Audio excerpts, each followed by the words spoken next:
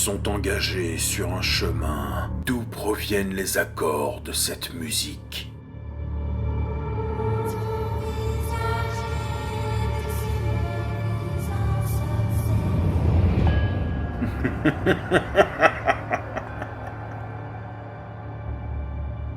La puissance de l'ombre s'installe.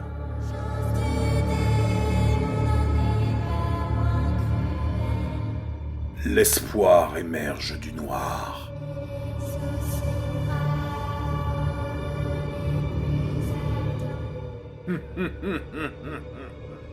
La vérité est masquée.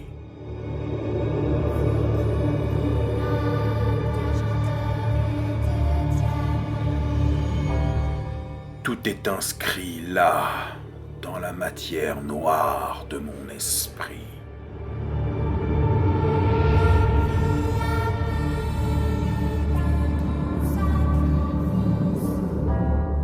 La bête va émerger des flots.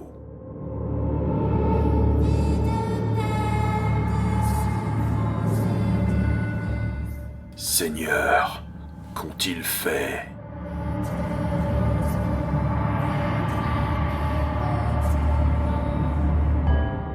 Qui, parmi eux, sonnera le jugement dernier ?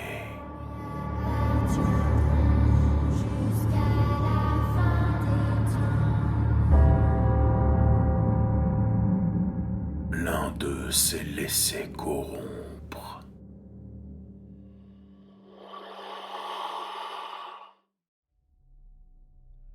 Après avoir retrouvé sa sœur, Elisabetta, dans le château du seigneur Vukodlak, Klaus Wiesenheim ramène donc à la salle représentante de sa famille chez lui, à Sidi Sokol, Faucon Gris, son manoir, pour qu'elle puisse s'épanouir, être sous ta protection. Elle a bien grandi, ta sœur, mais les nuits qui passent, tu peux t'apercevoir qu'elle commence à changer d'apparence. Elle change la couleur de ses cheveux, modifie légèrement un peu les traits de son visage. Elle te dit que lorsque vous vous êtes rencontrés chez Vukodlak, elle avait adopté un visage un peu plus enfantin pour que tu puisses plus facilement la reconnaître. Et c'est vrai qu'elle a grandi et c'est vrai que c'est une belle femme maintenant, une jeune femme. Et elle est curieuse, elle veut connaître ta famille d'adoption, le clan Gangrel. Donc vous parlez ensemble, évidemment c'est le voïvode Vukodlak qui l'a étreinte pour lui sauver la vie, puisque elle avait été kidnappée par des sbires qui ont brûlé votre village, et le voïvode Vukodlak l'a sauvée in extremis, et il a dû l'étreindre car elle était mortellement blessée. En tout cas, vous êtes réunis, vous échangez, vous parlez, vous vous recueillez tous les deux également sur la tombe de votre mère. Elle demande à sortir un peu, tu es un petit peu réticent, tu lui alloues une escorte pour qu'elle puisse se promener un peu, aller à Prague de temps en temps, sous bonne escorte. Elle discute avec la baronne Saprovitch, et puis elle semble avoir un jugement assez particulier vis-à-vis de son sire, le voïvode Vukodlak. Tu vas le découvrir au fur et à mesure, bien évidemment. Et donc ce mois passe, le prince, dans sa grande mansuétude, a ignoré totalement le fait que ce soit les ghouls du voïvode Vukodlak qui ont repoussé l'armée de Simisé, et t'a attribué à toi et à ta coterie toute la gloire et l'honneur d'avoir fait cet exploit. Et donc il t'a octroyé des titres de propriété, et notamment donc le titre de baron. Et aussi t'as alloué la charge de ton sire, puisqu'il est toujours introuvable, voire à ses yeux il est mort, ou détruit, ou en exil. La charge donc de la défense de Prague. Notamment cette nuit, alors que ta sœur compte aller être présentée au prince avec le baron Anton Horak, tu dois faire ta tournée d'inspection. Et là, tu descends de ta chambre, les quelques marches du manoir qui a une touche féminine à présent, hein, où il y a un peu plus de vie. Ta sœur, visiblement, a mis une petite touche féminine sur la décoration. Il y a des gens de maison qui ont été alloués par la baronne, Saprovitch, à votre service. Vous avez quelques gardes également, donc qui surveillent les lieux. Et ta sœur t'attend en bas des marches. Donc toi, tu descends, tu t'es équipé. Est-ce que tu as un petit mot à ta sœur qui va aller voir le prince cette nuit? Euh, je, je la salue et je fais un signe rapide de la tête envers les servants qui vont la suivre durant une partie du périple. Et je lui dis d'être quand même prudente parce que vu la provenance de son clan, elle pourrait être mal vue par certains autres clans. Son clan n'a pas bonne réputation dans la région. Et si jamais le prince lui pose des questions, de répondre sincèrement. Et s'il lui demande son clan, ce qu'il saura rien qu'en la regardant et en sentant son aura, si il lui demande clairement de lui répondre la vérité, de pas lui cacher. Que va répondre sa sœur? Franchement, tu exagères, grand frère. Je suis grande, je connais un petit peu ce que je dois faire, voyons. Tu me prends toujours pour une enfant. Tu m'énerves. À mes yeux, tu resteras ma sœur et tu resteras une enfant. Je dois te protéger. Comme tu le sais.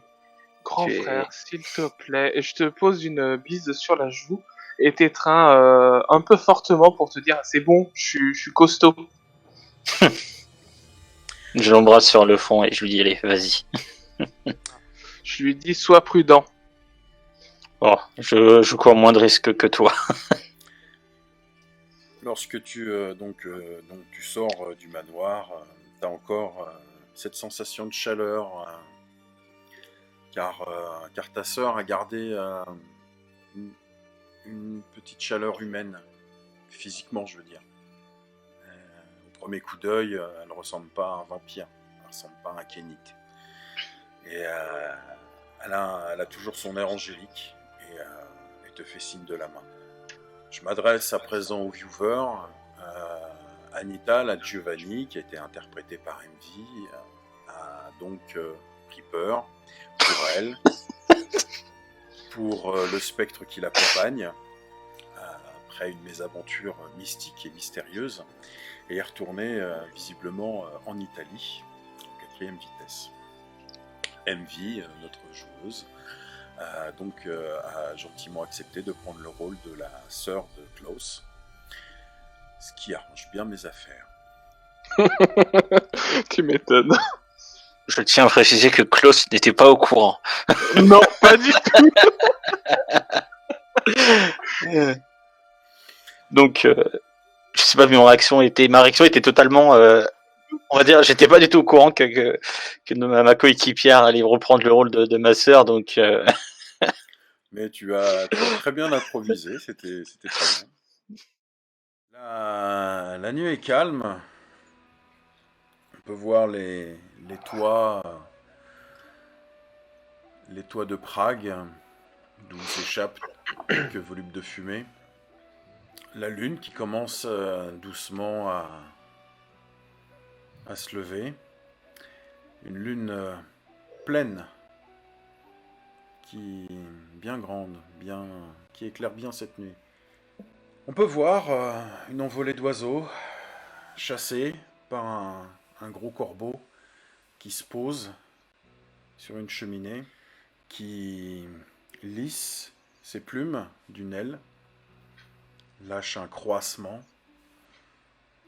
et son regard se braque sur un carrosse qui s'engage dans les ruelles du quartier pauvre de Prague.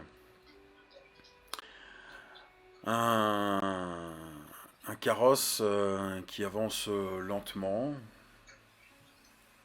On peut voir par l'ouverture de la portière qu'il y a quelqu'un à l'intérieur. Le carrosse s'arrête devant une grande demeure, la demeure du baron Anton Horak. Le cocher fait pénétrer son carrosse dans la petite cour, descend prestement, redresse son col et ouvre la petite portière, d'où descend une damoiselle. Merci Victor. Je prends appui sur sa main pour descendre. Anton vient t'accueillir en personne à la descente de ton carrosse. Cher baron, je suis si heureuse de vous voir. Et je me précipite vers lui et je l'embrasse sur la joue. Anton est un peu surpris par cet accueil. Malgré tout, malgré que tu peux remarquer sa surprise, il essaye de rester neutre par rapport à ça. Comment allez-vous ? Très bien, et vous, mon ami? Parfaitement bien. Venez, installez-vous, entrez. C'est très aimable de votre part. Je prends appui sur toi, c'est comme une demoiselle le ferait. Tu peux constater que ma peau n'est pas aussi froide que elle devrait l'être pour un kainite. Et on peut voir donc, c'est le baron Anton et Elisabetta monter les quelques marches et rentrer dans le manoir pendant que la vue s'éloigne de plus en plus. On est au-dessus de l'aile du corbeau qui se lisse encore une fois les plumes. On peut se demander qui est Elisabetta, mais c'est la sœur de Klaus Wiesenheim, la sœur perdue, celle qui a été sauvée par Vukodlak. En effet, elle a été ramenée par son frère à Prague. Son frère va la protéger, s'occuper d'elle. Elle doit tout de même avoir d'autres objectifs, puisque c'est l'infante de Vukodlak. Dans quelles circonstances elle a été étreinte, transformée en vampire, nous le saurons peut-être plus tard, sait-on jamais. En tout cas, la Giovanni, Anita, la veuve, a, semble-t-il, fui Prague et est retournée en Italie pour d'obscures raisons ésotériques. En tout cas, nous retrouvons donc ces deux personnes, dont une qui a un certain débordement expressif, émotionnel, que ne connaît pas vraiment, ou n'est pas vraiment habitué le baron Anton. Et on vous retrouve, j'imagine, dans le salon du manoir. Bien sûr, Anton utilise, te fait démonstration de toute l'étiquette dont il sait faire. Il te tend le bras pour t'accompagner et t'ouvre les portes. Je me merveille dans chaque pièce. C'est vraiment charmant chez vous. Un peu rustique, Je vous en prie. mais charmant. J'aime énormément. Ça me change beaucoup du château de Père. Oui, j'imagine que par rapport au château de votre sire, ceci est une très humble demeure. Mais Elle me rappelle beaucoup la maison dans laquelle j'ai grandi. Et ces souvenirs m'emplissent de joie et d'une certaine nostalgie, malheureusement. En tout là cas, où vous avez grandi avec Klaus, si je ne m'abuse. je n'ai pas beaucoup vu mon frère, mais oui, c'est de cette maison que je parle, dans ce petit village où nous jouions. Je me rappelle, enfant, que nous chahutions. Je finissais souvent dans la boue, sur Klaus. Je l'ai toujours battu. malgré qu'il soit plus âgé que moi. Comme c'est mignon. Oui, C'est effectivement. Elle baisse légèrement la tête, sourit, un peu gênée. Tu peux voir ses joues qui commencent à rosir comme si elle rougissait. Ah, mon frère, je suis si heureuse de l'avoir retrouvé. Je vois Et- que vous êtes passé, pardon, que vous avez acquis beaucoup de techniques dans la manipulation de votre corps. Ah, oui. Euh, Le faites-vous le- exprès ou est-ce devenu instinctif? Il y a certaines choses qui sont instinctives, comme le fait que tous les soirs, je partage mon repas avec Bérangère, la goule de mon cire. Je peux me nourrir normalement, même s'il faut que j'évacue à un moment ou à un autre les aliments, mais manger et boire n'est pas un souci pour moi, ni et elle te montre ses bras où effectivement elle a la peau un peu blanche, mais elle ressemble plus à une vivante qu'à une kainite. Voilà, Impressionnant. toutes ces petites choses font partie de moi et malgré mon étreinte, sont restées. Sans doute ma joie de vivre qui se reflète dans ces petites choses. Moi, je me pose une question. À quoi pense le baron à ce moment-là pour voir un vampire, une Kainite, qui a gardé une grande part d'humanité?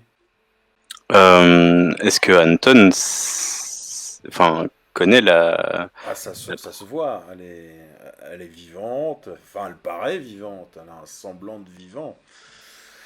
C'est assez impressionnant à voir.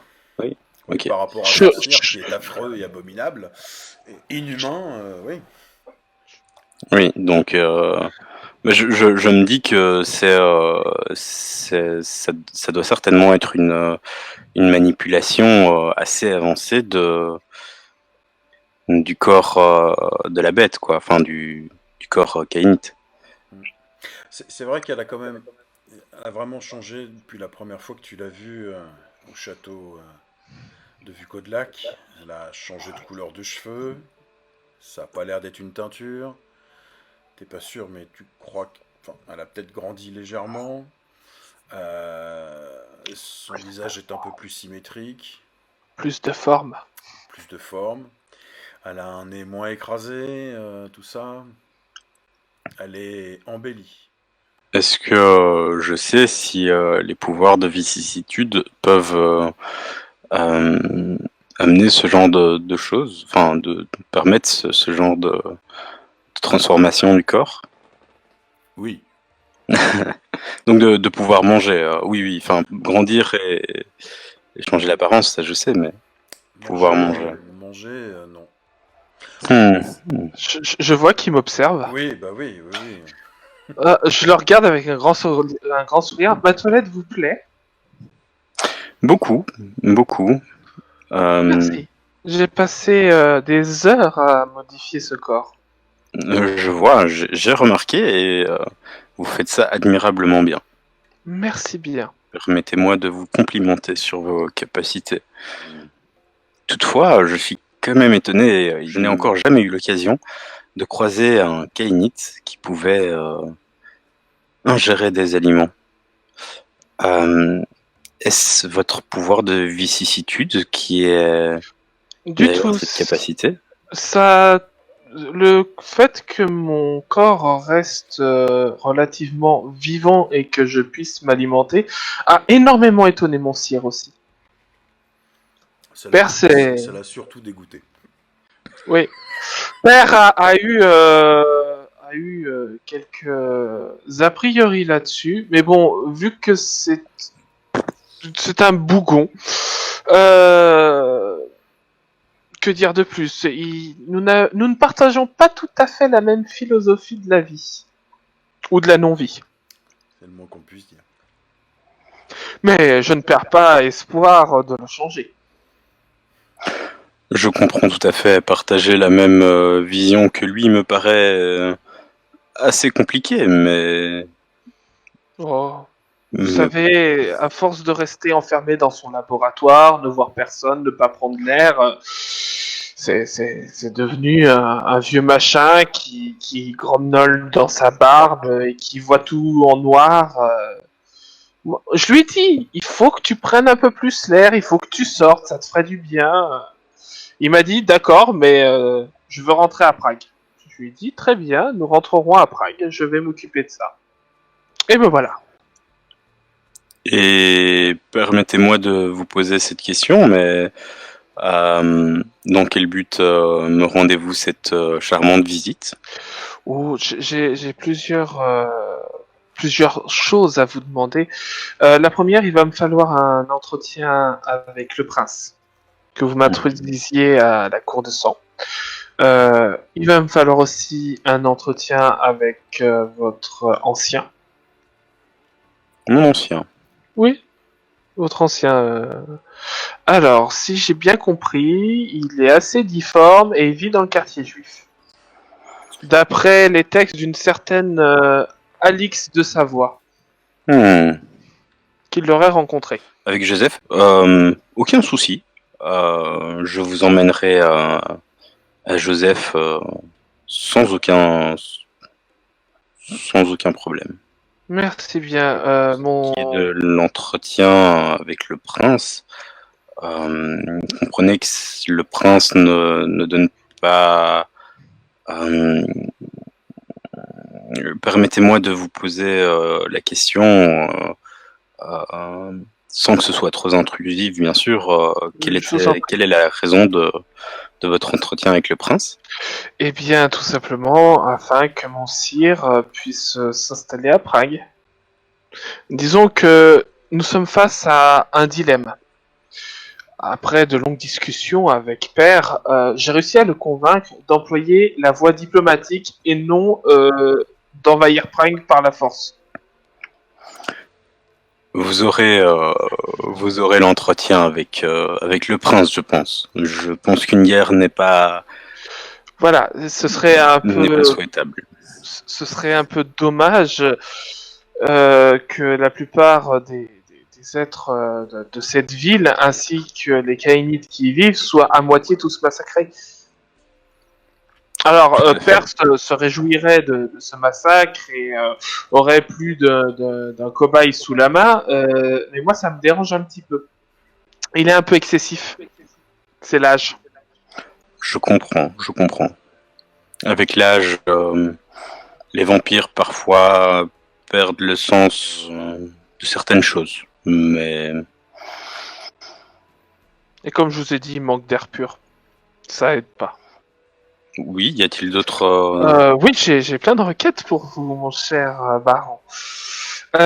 Ensuite, j'ai été plus d'une fois à l'université et je recherche des informations sur les fondateurs de Prague. Plus exactement, une femme qui aurait fondé cette ville. Voilà, je ne sais pas où je pourrais trouver ça.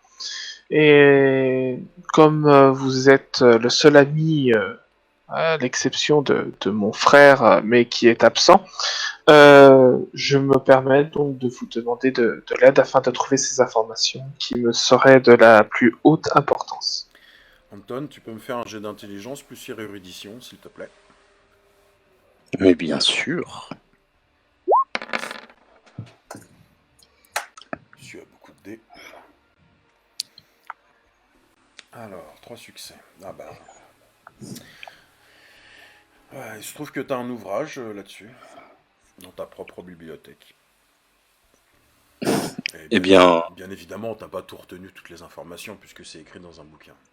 Eh bien, suivez-moi, venez donc visiter ma bibliothèque. Je pense qu'il y a un ouvrage qui devrait fortement vous intéresser. Parfait, merci beaucoup. Car, voyez-vous, il y a plein de petites choses que je trouve étranges sur nos terres.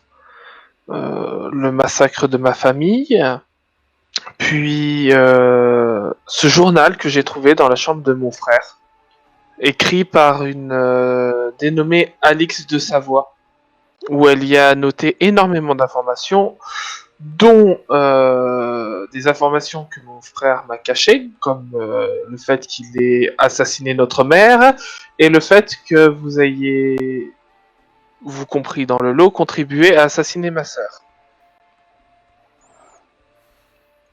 Je le regarde en souriant. C'est-à-dire qu'il s'agissait d'un, comment dire, concours de circonstances. Nous ne savions pas que c'était votre mère et nous avons été mandatés par le prince pour, comment dire, libérer les mines d'argent. Nous ne savions pas ce qu'il y avait à l'intérieur. Et pour ce qui est de votre sœur, je pense que vous devriez relire vos notes parce que c'est votre mère qui a assassiné. Moi, c'est dans les notes, il est simplement, Alix a simplement écrit que vous aviez combattu une créature informe qui semblait être une Kainite et donc voilà, et que ça s'est fini dans un bain de sang et que Alix a décapité cette créature. Tout à fait, tout à fait. Et Alix, je ne vous en tiens pas rigueur. le fait est que c'est la mère de Clause et la vôtre par la même occasion qui s'est jeté sur la Kainite et qui lui a donné le coup mortel, même si Alix l'a décapité par sécurité. Je comprends. Après, au vu du comportement, car Alix a tout bien expliqué, qu'elle a essayé de parlementer avec et que ça s'est terminé en menace de mort, je comprends tout à fait votre besoin de survivre. Hein. Moi-même, si j'avais été dans cette situation, j'aurais été obligé d'annihiler ma sœur. Je le comprends tout à fait et je ne vous en veux pas. Mais j'aurais préféré que mon frère me dise la vérité. Je comprends. Et peut-être que la honte le ronge, je ne sais pas. Quoi qu'il en soit, veuillez s'il vous plaît accepter toutes mes condoléances et comprenez que je déplore la situation. C'est très aimable de votre part, mais les choses sont ainsi et croyez-moi, peut-être que ça vaut mieux comme ça. Au moins, elle est aux côtés de père et de mes deux autres frères. Bien, si nous allions voir ce livre, et comme je vous disais, par rapport à ce journal, Alix soupçonnait quelque chose qui se trouvait à Prague ou dans les alentours, dans le sol. Elle parlait d'un antédiluvien ou quelque chose comme ça. Et j'ai eu d'autres informations de la part de Maître Cosmas, qui me laisse supposer qu'il y a quelque chose d'intéressant qui se cache ici, et j'ai besoin d'en savoir plus. Donc je vous avoue que ce livre me serait d'une aide très précieuse pour comprendre ce qui se passe. C'est étonnant parce que j'ai moi aussi été voir Cosmas et le livre que je cherchais avait été emprunté par vous justement. Étonnant, très étonnant. Je pense que nous cherchons les mêmes choses. Il y a fort à parier. Nous avons peut-être tous un but louable, vous, ainsi que l'autre ami de mon frère, qui est, d'après ce que j'ai compris, le frère du prince. Tout à fait. Théophilus. Oui, voilà, c'est ça, Hastings. Un Anglais. Tout à fait. Eh bien, peut-être que nos chemins sont voués à aller sur la même direction afin de sauver les nôtres. Le destin est plein de mystères, on ne sait pas ce qu'il nous réserve. En tout cas, ce que nous savons, c'est qu'il met toujours sur notre chemin des petits cailloux afin que nous suivions la voie qu'il nous a tracée. Je crois que c'est de cet ouvrage-là dont vous avez besoin. Ah, merci bien. Je, Sur la couverture, il y a marqué Chronica Beomorum, les chroniques de Bohême. je commence à le feuilleter, je vois que c'est ce que je recherche. Le document est disponible sur Roll20. Ok. Puis-je vous l'emprunter? Ce n'est pas dans mes habitudes de prêter mes livres. En général, je les laisse en libre consultation ici, mais je pense que je peux vous faire confiance. Oui. Alors que Victor, le majordome, vient avec un plateau d'argent et le pose sur la table en face de vous, Je me recule un petit peu quand je vois le plateau d'argent. il semble hésiter un instant et se saisit des 2 coupes d'or qui sont dessus et vous les pose devant vous. Victor te fait un signe, le signe de reconnaissance, comme quoi effectivement c'est le breuvage habituel pour toi et neutre pour l'invité. C'est bien aimable. Je touche du doigt la coupe. Tu sais, vraiment en mode... Elle est en or, donc ça va. Ok, bon, bah, je la prends. Et je remercie donc mon hôte. Chronique de Bohême. Tu feuillettes, beaucoup de blabla. Le livre est très bien entretenu, il n'a pas été griffonné. Le baron semble être un érudit conservateur. Donc tu cherches au niveau de l'angle de la fondation. Alors en substance, vous trouvez ces informations-là. Que je note. Libouzé en tchèque, ou Libouza, ou Liboucha, est l'ancêtre mythique de la dynastie des Primilcides, autrement dit les Primils, et du peuple bohémien en règle générale.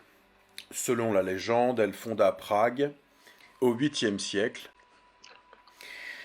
Elle était chamane et ou prêtresse de la déesse Jiva. Libouza serait la fille du chef tchèque Krok et la plus jeune sœur de la guérisseuse Kazi et de la magicienne Theta. Bon, c'est un peu obscur. Elle était douée du don de prophétie et son père l'a choisie comme successeur. On dit qu'elle rendait la justice sous un tilleul. Bon, ça a l'air d'être anecdotique.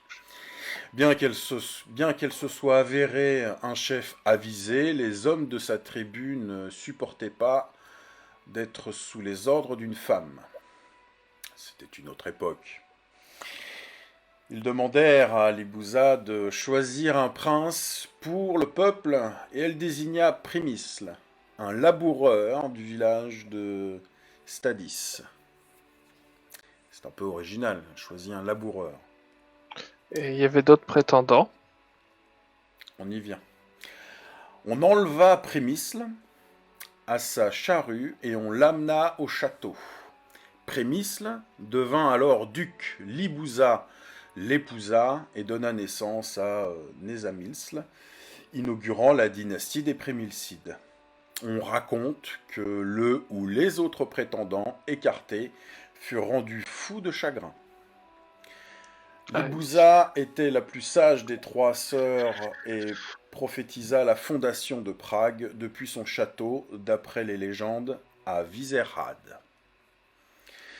Selon une autre légende, elle mourut peu après son mariage. L'histoire de Libouza et Primilsle est racontée en détail par Cosmas de Prague dans sa Chronica Beomorum, le bouquin que vous avez entre les mains.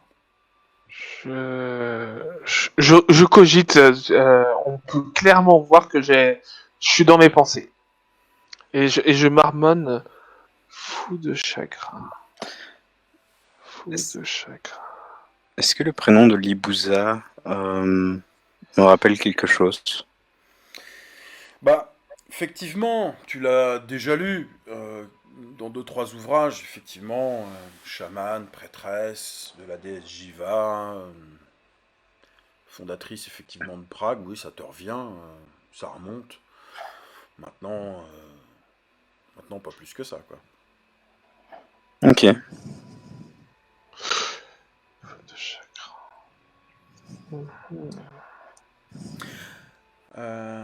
Anton a combien en empathie? Oh, pas grand chose, je pense.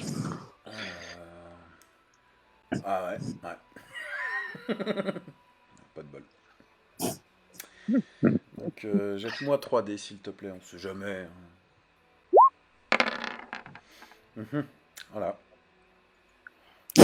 Dans les miens. Donc tu vois Elisabetta qui radote, fou de chagrin, voilà.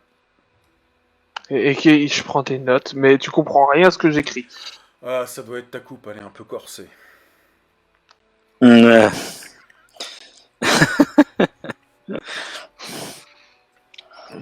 Bien. Hmm. Je replie le parchemin, je fais, eh bien, du coup, je n'aurais pas besoin d'emprunter ce livre, puisque j'ai tout ce que j'avais besoin. Je vous en suis infiniment reconnaissante. Et le dernier point, ce que je voulais m'entretenir avec vous, c'est que, vous, comme vous le savez, je vis actuellement chez mon frère, donc à Nid Faucon, c'est ça? Faucon gris. Faucon gris, pardon. Faucon gris, et j'aimerais pouvoir trouver un moyen de gagner en autonomie financière et pouvoir avoir une demeure directement à l'intérieur de Prague afin d'éviter de faire des allers-retours en extérieur de la ville quand je dois séjourner à l'intérieur des murs pour les différentes affaires pour père. Avez-vous des conseils à me donner? Car mon père m'en a donné un, il m'a simplement dit tout ce qu'il y a sur ces terres t'appartiennent. Tu les veux, tu n'as qu'à les réclamer. Et elles seront à toi. Ça, je conseille. Certes, mais je me vois mal menacer des gens. Je comprends, je comprends. Je pense que je dois pouvoir vous trouver une fonction à votre hauteur dans la ville et trouver un logement je pense, ne devrait pas spécialement poser problème. C'est très aimable de votre part. Et je lui dépose encore une fois un baiser sur la joue. Avec un grand plaisir. Je regarde par la fenêtre pour voir à peu près où est la lune pour savoir quelle heure il est. Tu vois une ombre qui vient de s'éclipser. Je regarde le baron. Il y avait quelqu'un qui nous regardait par la fenêtre. Pardon? Oui, oui. Je m'approche. Quelqu'un nous observait. Oui, j'ai vu une ombre. Vous êtes à 3 mètres du sol. Hein. Quelqu'un était accroché à 3 mètres de hauteur pour. J'ai peur de savoir qui c'est. À qui pensez-vous? Non, je ne sais pas. Ce ne serait que pur. Cher baron, ce serait bien que vous soyez franc avec moi. À qui pensez-vous? Il m'a passé par l'esprit, car ce n'est pas la première fois qu'il nous observe, qu'il serait possible que le bouffon du prince nous ait observés. Ah, eh bien, s'il nous a vus, je m'arrête une seconde. Cher baron, je pense qu'il est temps pour moi de rencontrer ce prince. Avant que notre petit moment de lecture ne vous porte préjudice. Mon livre est dans la bibliothèque. Je n'ai rien à cacher. Si quelqu'un veut le consulter, il est la bienvenue pour le Mais mon consulter. frère m'a dit que le prince ne tient pas à cœur les miens et qu'il a même interdit toute personne d'approcher le château Vizerad sous peine de mort. Et je voudrais pas que ces propos se déforment en disant que vous n'avez pas le droit d'approcher un Simicé. Tout à fait. M'accompagnez-vous à l'Elyséeum? Mais bien entendu, bien entendu. Je vous en prie. Merci. Tu peux voir, parce que je le cache pas du tout, que je suis un peu inquiète de ce qui pourrait arriver. Qui pourrait m'arriver. Oui, si le prince faisait une crise de nerfs sur toi. Oh, le prince, ne soyez pas inquiète. Le prince et moi entretenons de relations, je n'irai pas jusqu'à dire qu'elles sont cordiales, mais tout à fait respectueuses. Hmm. C'est parce que Alix a écrit. Elle a dit que c'était une personne capricieuse qui n'en faisait qu'à sa tête et que même le fait qu'elle l'ait défié, elle s'est retrouvée avec ses enfants en otage. Oui, j'ai pu constater que le prince et elle ne s'entendaient pas bien. Et je le déplore. Je le déplore sincèrement. Je ne sais d'ailleurs pas ce qui lui est arrivé finalement. Les dernières informations qu'il y a dans le journal, c'est qu'elle disait qu'elle allait se rendre à Visegrad, pardon, afin de récupérer son enfant adoptif. Tout à fait. Mais pourquoi a-t-il été capturé? Je n'en sais rien. Mais ne tardons pas. Je sors du manoir. Vous vous rendez à l'Elysium par quel moyen? Je préfère les chariots. Oui, en carrosse. Donc alors qu'effectivement la lune qui est pleine illumine la nuit, Victor a revêtu son manteau et fait exécuter un demi-tour au carrosse. Vous montez et vous commencez effectivement à traverser la ville. Lorsque vous êtes en vue de la première porte du quartier, c'est une arche, hein, c'est pas vraiment une porte, hein. Il y a quelque chose qui n'est pas normal. D'habitude, à cet endroit précis, Anton, il y a toujours une paire de chevaliers de Saint-Jean en faction. Là, il n'y a personne. Par contre, il y a quelqu'un qui est sous l'arche, en plein milieu du chemin, qui vous fait face. Une petite silhouette, pas très épaisse, encapuchonnée. J'imagine que le cocher s'est arrêté. Il a ralenti et comment dit et tu l'entends d'ailleurs. Ah, pousse-toi de là. Je lui demande de s'arrêter. Je toque, je lui dis arrête-toi, cocher. Je suis effrayé et je m'accroche au bras du baron. Donc le carrosse s'arrête, hein. Je sors du carrosse et me dirige. Je te regarde suppliant de ne pas me laisser seul. Déjà, je regarde au loin voir si les chevaliers de Saint-Jean ne seraient pas. J'observe un peu les lieux pour voir qu'est-ce qui se passe. C'est très calme. Mais en tout cas, il n'y a pas de chevalier de Saint-Jean, il n'y a personne qui traîne. Tu peux voir un chat qui te regarde, qui fait miaou et qui s'en va. Et cette personne qui nous bloque le chemin, Ouais. à quoi est-ce qu'il lui ressemble? Il est. Enfin, Bah, maintenant que tu t'es un peu rapproché et que tu es descendu du chariot et que tu as un meilleur angle de vue, tu sembles reconnaître cette silhouette encapuchonnée d'une robe de moine. de quelle hauteur est-elle? Elle n'est pas très grande. Et avec ses deux mains, il enlève sa capuche et révèle son visage. Un visage enfantin. Michael.